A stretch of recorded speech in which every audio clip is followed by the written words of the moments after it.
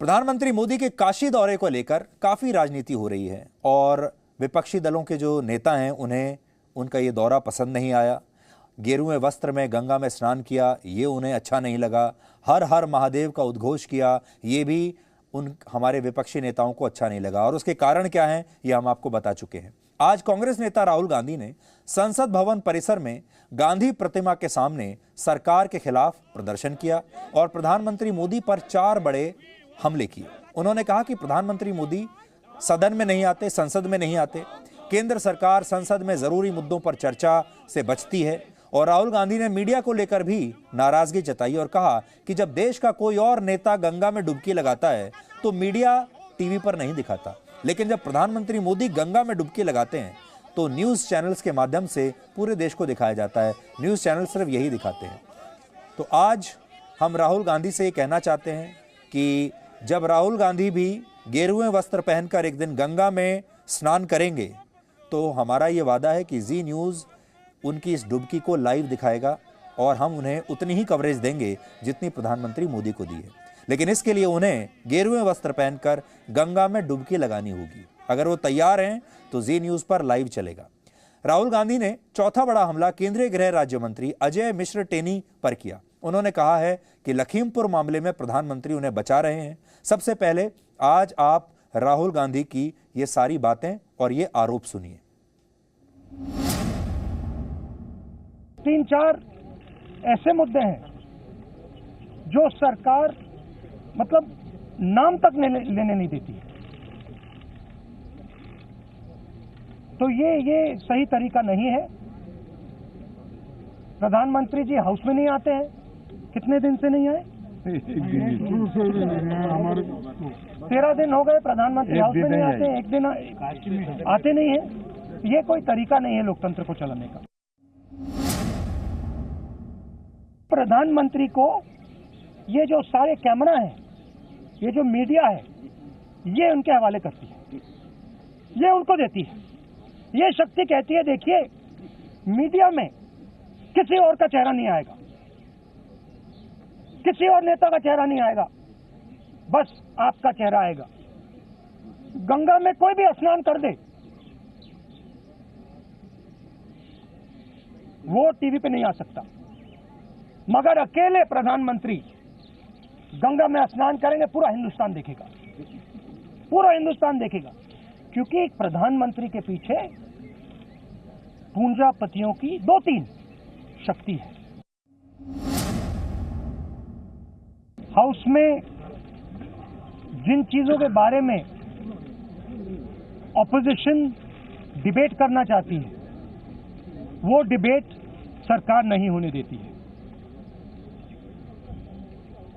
और जहां भी ऑपोजिशन अपनी आवाज उठाने की कोशिश करती है तो धमकाकर, डराकर उनको सस्पेंड करके सरकार काम करती है। ये लोकतंत्र की हत्या है। एक मंत्री ने किसानों को मारने का काम किया है। प्रधानमंत्री जानते हैं, उनके साथ उनकी टीम में है। हमने कहा उस समय भी डिस्कशन नहीं होने दी।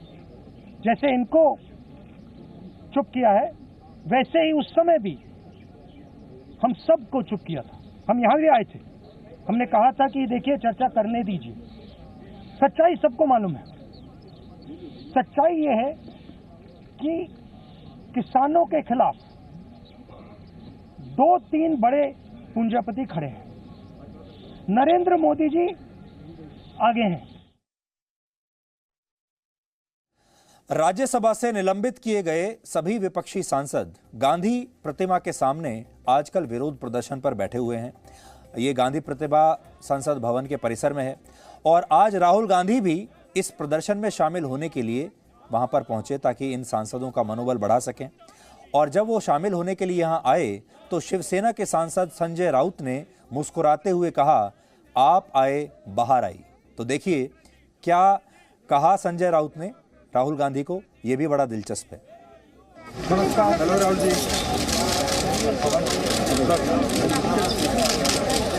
आप आए बाहर आइए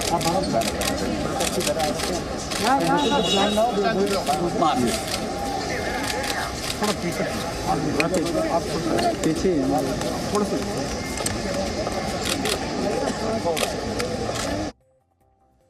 तो राहुल गांधी भले ही अपना खुद का चुनाव ना जीत पा रहे हों अमेठी से, राहुल गांधी भले ही कांग्रेस पार्टी को ना जिता पा रहे हों, लेकिन राहुल गांधी की आज भी मीडिया में और विपक्ष की राजनीति में आज भी एक अच्छी खासी वैल्यू है और उनका एक अच्छा खासा उनकी छवि है।